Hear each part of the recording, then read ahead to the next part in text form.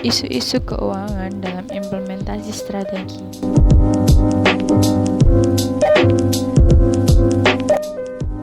Setiap strategi yang telah direncanakan, implementasi yang baik atas strategi tersebut hanya menghasilkan keberhasilan sekitar 10%.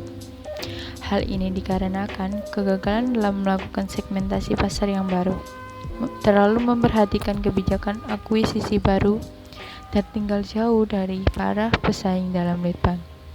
Implementasi strategi berpengaruh secara langsung terhadap kehidupan manajer pabrik, manajer divisi, manajer departemen, manajer penjualan, manajer produk, manajer proyek, manajer personalia, manajer staff, supervisor, dan seluruh karyawan.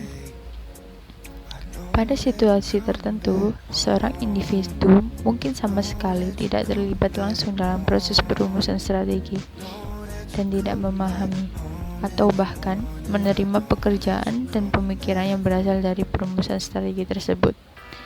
Bahkan mungkin juga terjadi penolakan di bagian tertentu. Manajer dan karyawan yang tidak memahami bisnis dan tidak berkomitmen terhadap bisnis mungkin berusaha menggagalkan upaya implementasi strategi dengan harapan organisasi tetap akan menggunakan cara lama. Isu-isu keuangan. Yang pertama, mendapatkan modal untuk implementasi strategi. Implementasi yang sukses terkadang membutuhkan modal tambahan. Laba bersih dari operasi dan penjualan aset. 2. Sumber memperoleh modal bagi suatu organisasi yaitu pinjaman serta setoran modal. Menentukan kombinasi yang tepat antara pinjaman dengan modal dalam struktur modal perusahaan adalah hal vital bagi kesuksesan implementasi strategi. Analisis laba per saham atau laba sebelum bunga dan pajak atau earnings per share, earnings before interest and taxes, EPS atau EBIT analisis, yaitu teknik yang paling banyak digunakan dalam menentukan apakah pinjaman, saham, atau kombinasi dari keduanya yang merupakan alternatif terbaik untuk memperoleh modal bagi implementasi strategi. Analisis EPS atau EBIT merupakan alat yang berharga untuk membuat keputusan mengenai pembiayaan modal yang diperlukan untuk implementasi strategi.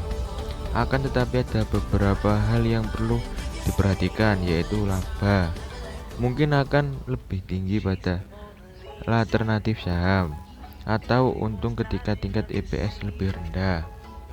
Proyeksi laporan keuangan. Analisis laporan keuangan atau Project Financial Statement Analysis yaitu teknik utama dalam implementasi strategi karena memungkinkan organisasi untuk memeriksa hasil yang diharapkan dari berbagai tindakan dan pendekatan. Berikut 6 tahap dalam membuat analisis proyeksi keuangan. Yang pertama, siapkan proyeksi keuangan sebelum neraca. Awali dengan memperkirakan penjualan seakurat mungkin.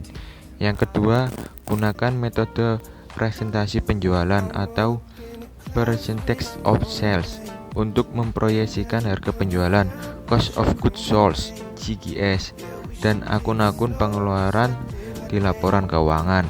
Yang ketiga, hitunglah proyeksi laba bersih atau net income. Yang keempat, kurangi laba bersih dengan dividen atau dividen DIV yang akan dibayar untuk tahun depan.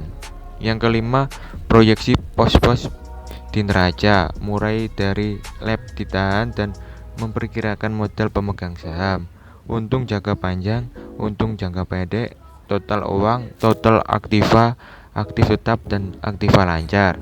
Yang keenam, tulislah catatan proyeksi pada laporan.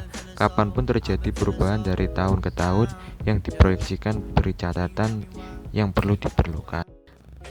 Anggaran keuangan. Anggaran keuangan atau financial budget merupakan dokumen yang melihatkan secara detail bagaimana dan bisa diperoleh dan dibelanjakan untuk suatu periode tertentu. Biasanya anggaran yang dipakai adalah anggaran tahunan. Ada beberapa bentuk anggaran yang digunakan, yaitu anggaran kas, anggaran operasi, anggaran penjualan, anggaran lab, anggaran pabrik, anggaran modal, anggaran pengeluaran, anggaran divisi, anggaran variabel, anggaran fleksibel, dan anggaran tetap. Anggaran keuangan memiliki keterbatasan. Pertama, program yang telah dianggarkan dapat menjadi begitu detail di mana mereka menjadi terlalu kaku dan terlalu mahal. Kedua, anggaran keuangan bisa menjadi substitusi bagi tujuan. Ketiga, anggaran dapat menyembunyikan inefisiensi jika didasarkan pada prosedur daripada evaluasi periodik dari suatu kondisi tertentu. Terakhir, anggaran terkadang digunakan sebagai instrumen bagi tirani akibat rasa frustasi, ketidaksukaan, ketidakadilan, dan tingkat keluar masuk karyawan yang tinggi. Mengevaluasi nilai dari suatu bisnis. Mengevaluasi nilai suatu bisnis yaitu yang penting bagi implementasi strategi, karena strategi yang integratif intensif diverifikasi biasanya diterapkan dengan mengambil ahli diverifikasi biasanya diterapkan dengan mengambil ahli perusahaan lain. Strategi lainnya seperti pengunduran diri atau defisit mungkin bisa mengakibatkan terjualnya satu divisi dalam organisasi atau perusahaan itu sendiri. Untuk menentukan nilai bisnis dapat dikelompokkan ke dalam 3 pendekatan utama. Apa yang dimiliki perusahaan atau apa yang diberikan perusahaan ke pasar. Pendekatan pertama adalah menentukan nilai bersih atau pemegang saham. Pendekatan kedua adalah dengan mengukur nilai suatu perusahaan muncul dari keyakinan bahwa nilai dari bisnis apapun harus didasarkan pada manfaat masa depan yang bisa diperoleh pemiliknya berupa laba bersih. Dan pendekatan ketiga adalah membiarkan pasar menentukan nilai bisnis berdasarkan nilai harga jual, metode rasio harga terhadap laba, dan metode saham yang beredar.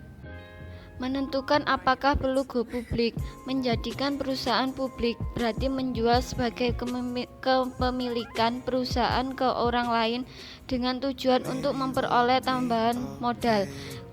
Konsekuensinya, hal tersebut mengurangi kendala pemilik atau perusahaan.